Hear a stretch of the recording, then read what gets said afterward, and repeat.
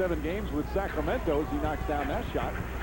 Turiaf, oh, pretty feed from Farmar, and the Lakers back up by 1. But you know who made that play? Kobe Bryant. He was on the other post. Shane Battier didn't want to leave his body and come to help. That's where greatness stands out, even when you don't have the ball. Lakers, one of the best offensive teams in the league. Jackson backs it in. Jackson and Adelman reunited. He was acquired in a trade back in February from New Orleans. Jackson had his best years playing for the Sacramento Kings when Adelman was at the helm. Bryant, nice, strong move, but misses the layup, and Chuck Hayes the rebound. Give Shane Battier a lot of credit, just doing a good job of disrupting what Kobe is trying to do, contesting shots and keeping a body on it. There you see Luther Head also in. Head gets inside, his shot blocked. Harris right there for the follow. How about this guy? 10-day contract. He's playing the 4th quarter Friday night, and here playing big minutes this afternoon. Because one thing you can do, you can trust him on the floor. He does exactly what's asked upon him, and he competes on both ends. So he's a guy that's going to find himself in a lot more 4th quarters. He's only 6'6", Bryant. Nice move from Kobe Bryant. He has 11. But see, the Rockets have such good team character basketball-wise because they have all competitive guys. And when you have all competitors who are also unselfish, you're going to win games. Just over 3 minutes gone by in the second. Rockets lead by 1. Jackson with Odom in his face, and Turiaf pulls down another rebound. And I like that defense by the Lakers. I think more teams should switch the pick and roll against the Rockets. It is very difficult to defend, to score when they switch. Bobby Jackson heads streaking down the other end. This crowd has been wonderful as a technical foul is called against Lamar Odom. Phil Jackson was saying the other day that we just have to calm down. They've picked up a lot of technicals. Kobe Bryant leads the NBA in that department, but he wants them to stop arguing with officials. Well, the way you get it done is defensively. Contestant, active hands, and then off to the races. Jackson ahead with the easy deuce. 3.5 gone by, second quarter. Rockets now back on top. Stuart Stratton, this Sports Center right now is brought to you by Chase. Chris Paul with 14 points and 14 assists, but his Hornets were stung in Motown. Jarvis Hayes tied a career high with 29 points as the Pistons won at 105-84. And paint the ACC Carolina Blue. The Tar Heels won their 17th ACC championship, 86-81 win over Clemson. Wayne Ellington dropped 24 points. Now let's go back to Houston. Mike Green, Jeff Van Gundy, and Mark Jackson. Stuart, thank you. Rockets lead by 3. The 21-game winning streak's the #1 headline in the NBA, but there's some others. Some playoff spots clinched in the East. How about Philadelphia? 15-4 in their last 19 games. Injuries has been a story. Well, let's focus on the Sixers for a minute. We talked about them last week. This is an incredible turnaround for this team, much like the Rockets. Mo Cheeks doing an outstanding job of having his team prepared, having guys that he can trust. They compete. They get it done on the defensive end. They're young and they're enthusiastic. And it just shows you, if you play hard and you play together in this league, you can win. And Andre Miller is still an outstanding point guard. And if you have a good backcourt, you have a chance to win. Eddie Stavansky now running the show there as the new general manager. Vujacic contested shot. You say that a lot when you watch the Rockets. Their defense, one of the best in the NBA. Second in opponent's field goal percentage. I think if you're a coach in this league, or you're a general manager, you look at the Philadelphia 76ers, you look at the team on the floor right now for the Rockets, and then you say to your team, are we more talented? Are we better? They are finding ways to get it done here in Houston and in Philadelphia. Bobby Jackson found a way to get that ball to go. He can score, former NBA 6th man of the year. Bryant to the basket, triple team. Bryant now 5 of 13 from the field. He's played the entire way thus far. Battier with a nice beat. Oh, blocked by Turiaf. Terrific rejection. Ronny Turiaf with a defensive presence. But every pick and roll is bringing something good for the Houston Rockets. Harris was wide open. Late rotation by Turiaf. Good block shot, but very poor and very slow rotation. That's his 3rd block here in the first half. Luther has the range. He got hit by Vujacic, and that'll be 3 free throws. Bad foul by Vujacic. No sense in talking to the referee. That's a bad foul. You don't want to foul a jump shooter. You have head going into rhythm, hits the elbow before he releases the basketball. No question about it. You got to be smarter defensively if you're Vujacic. Head knocks down the first. Our NBA calendar tonight on NBA TV. Raptors and Kings from Sacramento. Tuesday on TNT, Celtics and the Rockets, part of a tough road for the Rockets, or in terms of schedule. Wednesday, ESPN, Detroit playing at Cleveland, Golden State in LA against the Clippers. And then next Sunday on ABC, we'll be in Dallas as the Spurs and the Mavericks square off. At a 12:30 Eastern time start, Tracy McGrady getting a rest. He's 0 for 5 from the field, hasn't scored yet. His team is up by 7. But I told Mark before the game, Mike, that McGrady played 48 minutes the other night, and this is a quick turnaround for him. He's not a young player anymore. It's hard sometimes for him to play big minutes and then come back with great energy. He's going to be 29 in May, but has played big minutes, as you say. Bryant with the shot clock winding down. Excellent defense from Chuck Hayes. Kobe Bryant a little frustrated as he's 5 of 14 from the field. Well, a little upset because he's not getting the call, but give credit for the Rockets defense, contesting everything. Jackson drives to the goal. Jackson's been a real spark off the bench as Turiaf picks up his second foul. If you're guarding Kobe Bryant, you got to make sure he is not getting to the rim. Stay in front of him, trust the help behind you, and last but not least, seal a deal with contesting the shot. And they were able to switch that little handoff right there because Chuck Hayes has outstanding feet for a big man. So he can move his feet. Now, he can't stop Bryant, but he can keep him in front of him and contest his jump shot. Largest lead of the game for the Rockets. Their bench has been superb. They've scored 17 points to help out, trying to go for their 22nd win in a row. But it's all about defense. It is. And Chuck Hayes switches right here, looks up at the shot clock, knows what he's doing, faces him, contests up high without fouling or appearing to foul. A great defensive sequence by Chuck Hayes. NBA Sunday on ABC. Brought to you by Lincoln. See your local Lincoln dealer and get into any new Lincoln with nothing but your name. And the new KFC Toasted Wrap. Life tastes better with KFC. The Rockets' 21-game winning streak has, according to the Houston Chronicle yesterday, captured the city's imagination of even casual fans. They called it a magical time in the city, and said today's game is one of the most interesting regular season games in franchise history. It's just amazing what they've accomplished. And look at the disparity there in terms of outscoring their opponents. You know, the incredible thing, you go to the airport, you're at a restaurant, you're at the hotel, people walk up and say, we're doing it. I haven't seen you score a basket or stop anybody, but this team has really, the city has embraced this team in the way that they go about their business. And you know, sometimes you don't really pay attention, so I've had so many people come up to me and say, hey, let's get another one tomorrow. And I'm like, I haven't been there for a while now. Well, we did say the casual fans are interested now as Luke Walton on the floor. Drives past Harris, misses the layup. Turiaf, who was battling. Again, Turiaf getting the start with Pau Gasol out with the ankle injury. They're also missing Trevor Ariza, as we mentioned, Bynum, Chris Mihm. Lakers haven't missed a beat, though.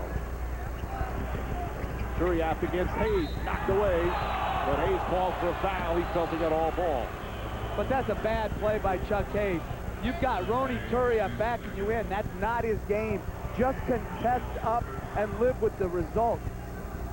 Hayes has got quick hands, but he didn't need to use them there, even though I don't believe that was a foul. 10-point lead. There's Turiaf's numbers. Always plays with such energy. Amazing for a guy who had open heart surgery back in July of 2005. And just loving life right now in the NBA.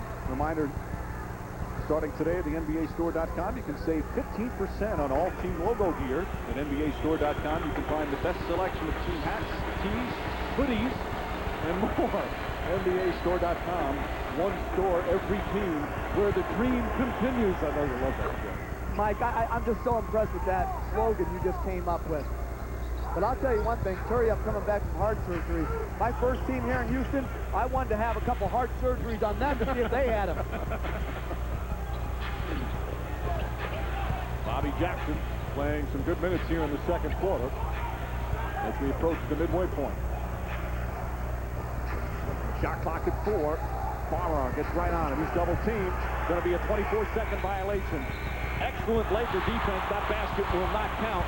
And it's a Laker defense that you've been impressed with all season, Jeff. I was more impressed earlier than the year than lately with their defense. Right there, they again switched the pick and roll. The switch of the pick and roll hurts Houston because it flattens them out and reduces them to being more of a one-on-one team. Turiaf keeps it alive. Vujacic for 3. Missing.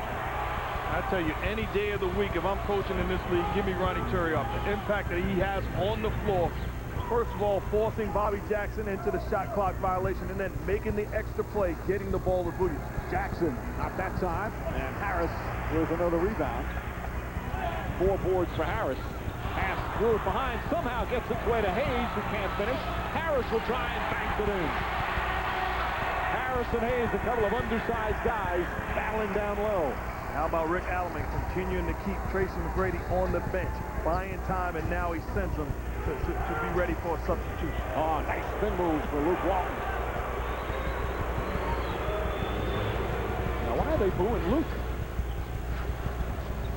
That's just from Houston. You can't fix people out. Head. There's Battier. Muscles that one in. And again, Rick Alleman's done what I think is a very smart thing. He's matched Battier's minutes with Kobe Bryant. He's not taking him out until Bryant comes out. Turiaf kicks it out. Farmer, all the time in the world. And Hayes grabs another rebound. Hayes and Harris, good board work. That's one of the keys to the success for the Rockets. They're an excellent rebounding team. Even without Yao Ming, they've been able to keep it up. And Yao is averaging over 10 boards a game, a career high for him. Shot clock winding down. Harris the jumper. Mike Harris, who was a big scorer in college at Rice, nails that one. It's a 9-point game.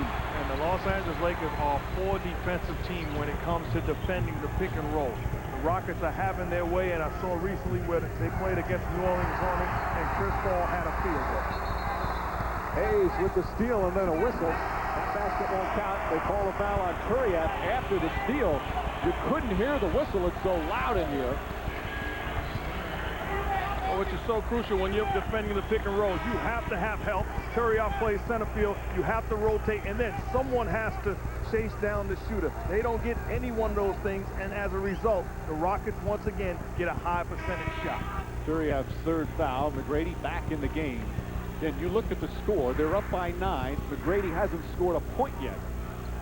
It just shows you the development that he claims, McGrady does, and some of the players agree. He had a knee injury earlier this season where he missed 12 consecutive games. He felt that the team really started to be more aggressive when he went out. They were kind of standing around and watching him earlier in the year and felt that they grew while he was out. When he came back in, he said the ball movement was all different. Their aggressiveness was different. It was almost like a high school team where you wait for your best player to make every play for you. So not having him on the floor, you all of a sudden have to make plays for yourself. Luther Head gives the Rockets their largest lead of the game. Kobe Bryant, nice feed to Walton. Pretty play from Bryant.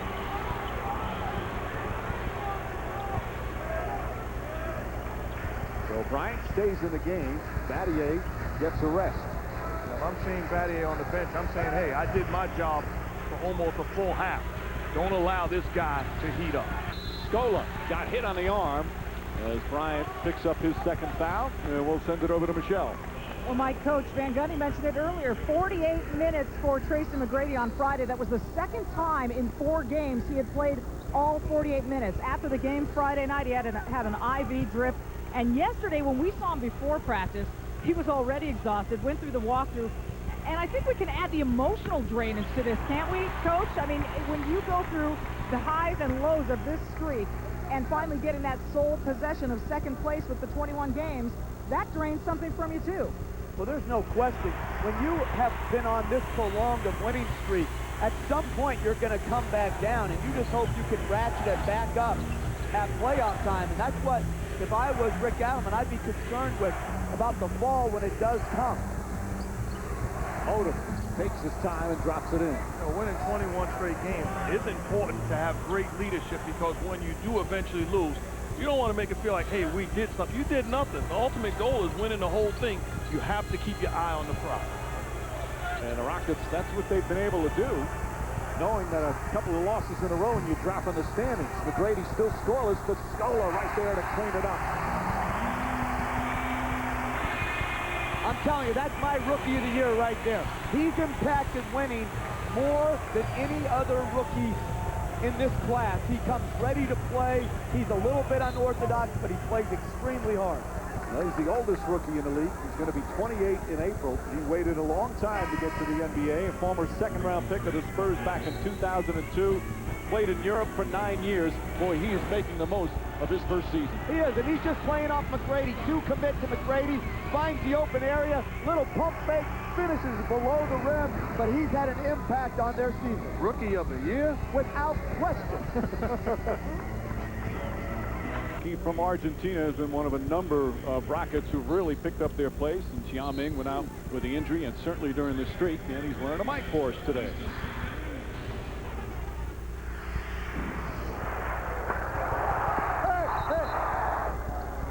Touch it. I let him through, man. I let him through. I didn't even touch it. I did. Don't stop here. Get to like right here. What?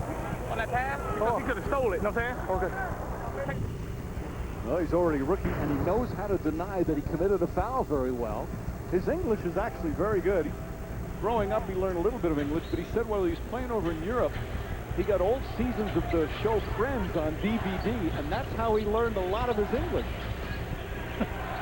He wanted them in a different language, but he could only get it in English, and he said it improved his English. Well, that was his favorite show. He's got the flopping part down already, I see, from American basketball or Argentina basketball. He must work on that in practice, in national team practice over in Argentina. Who can flop best? They have a flop-off. McGrady inside, finding Scola, and Scola counted now, foul. Beautiful feed from Tracy McGrady, his 3rd assist. And the lead is back to 11. You know, Phil Jackson talks about Kobe Bryant measuring the game as far as taking over offensively and making plays for his teammates. This first half has been a thing of beauty watching Tracy McGrady measure the ball game. Excellent passing, finding guys in rhythm, waiting for his moment to take over. Misses the free throw. Scola, 8 points, couple of rebounds. Just over a minute and a half remaining in the second. Rockets with this 11-point advantage.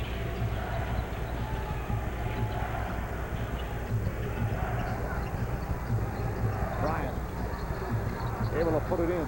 What's been the Lakers' struggle in the first half, Jeff? Too dependent on Kobe Bryant to do everything. He's the only guy really involved, and they're not getting to the free throw line as easily as the Rockets are. Head on the fake. McGrady, shot clock at 5. Head finding Scola again. And he got hit. Scola will go back to the line. We'll remind you coming up at halftime. Stuart Scott, John Barry, and Michael Wilbon will be the T-Mobile halftime report. The Pistons with an impressive performance this afternoon. I have highlights. Tracy McGrady's fave 5. And Kobe Bryant's journey all coming up on the T-Mobile halftime report. John Barry filling in for Bill Walton. Again, we send out our best wishes to our man Bill, who's been battling some bad back problems. Scola misses.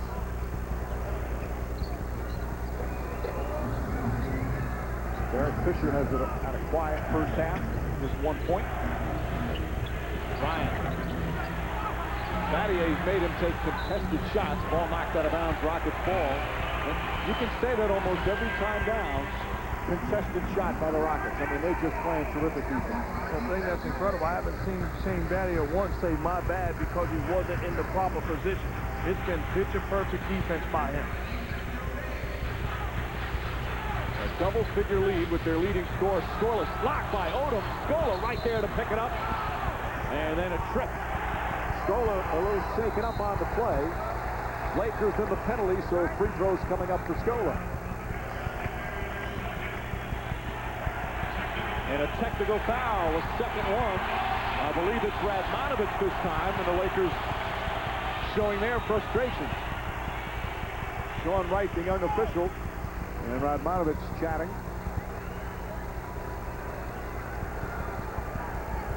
Luther Head knocks it down.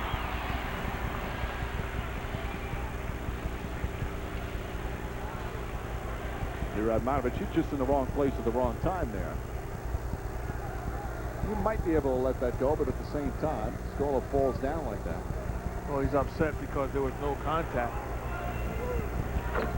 Yeah, that's bad officiating right there. You walk away from that. A momentary, heat-of-the-moment reaction does not warrant a technical foul. They talk about that all the time. Heat of the moment, let it go. Depending on what words are said. You're back to being a referee again?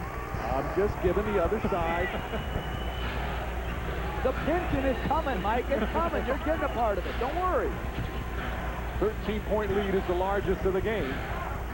Walton spinning, using his height advantage, gets his own rebound home for Austin, and misfires, and a whistle, loose ball foul against the Lakers. More free throws for the Rockets.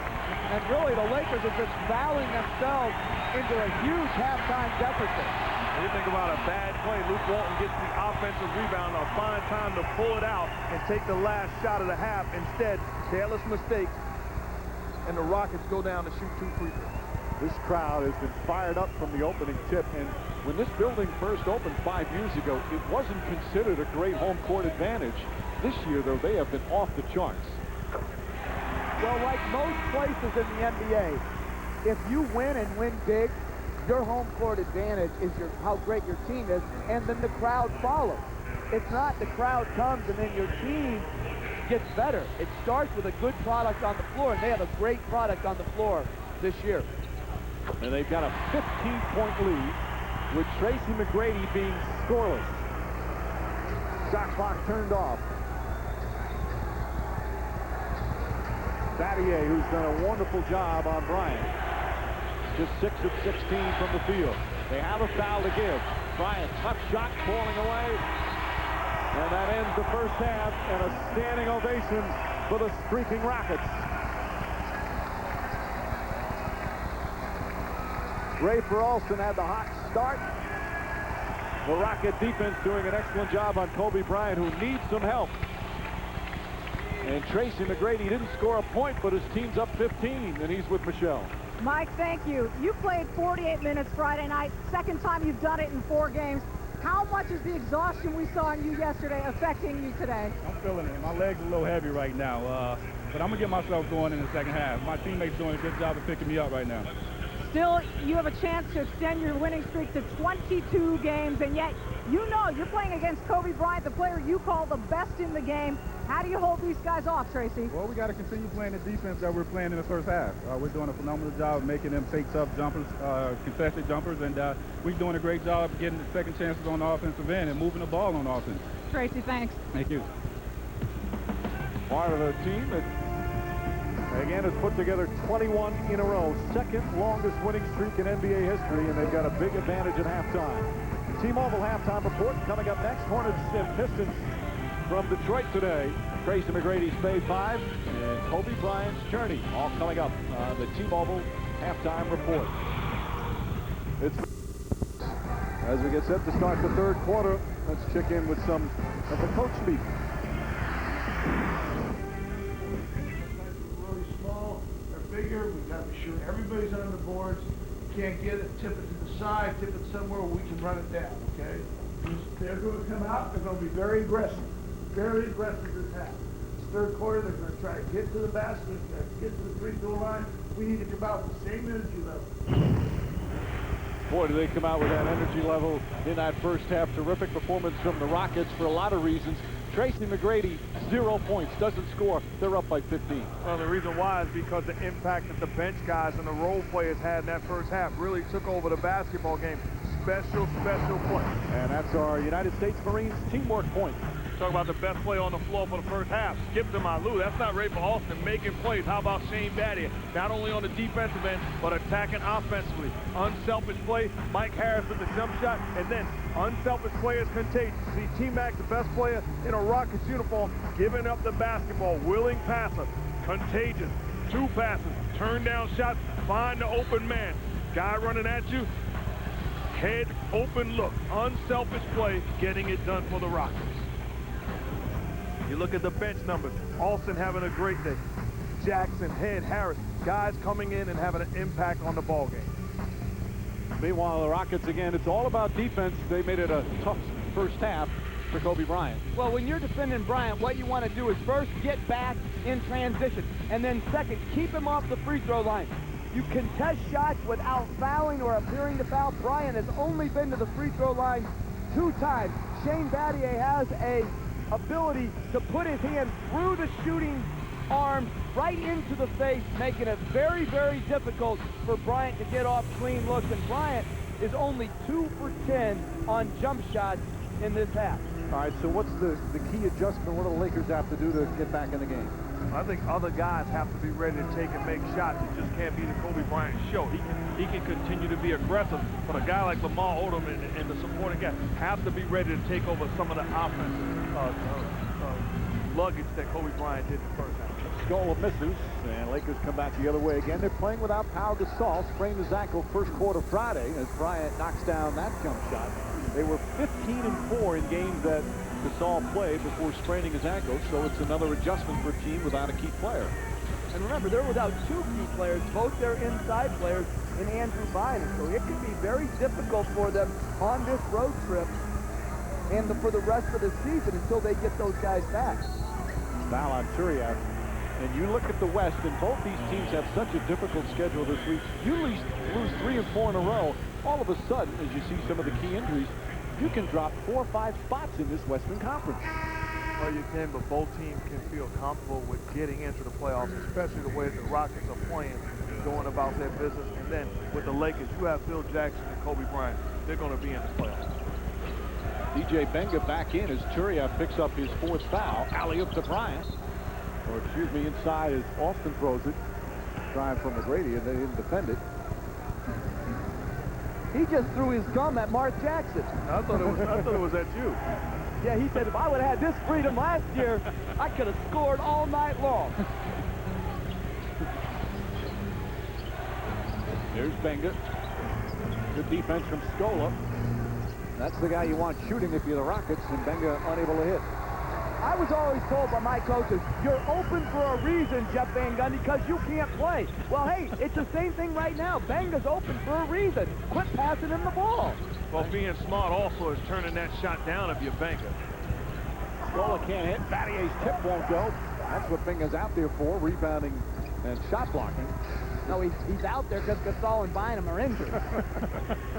Fisher. Air ball from Fisher. They could use Fisher to get on track. Fisher has only scored 1 point. Bryant to the basket, and Scola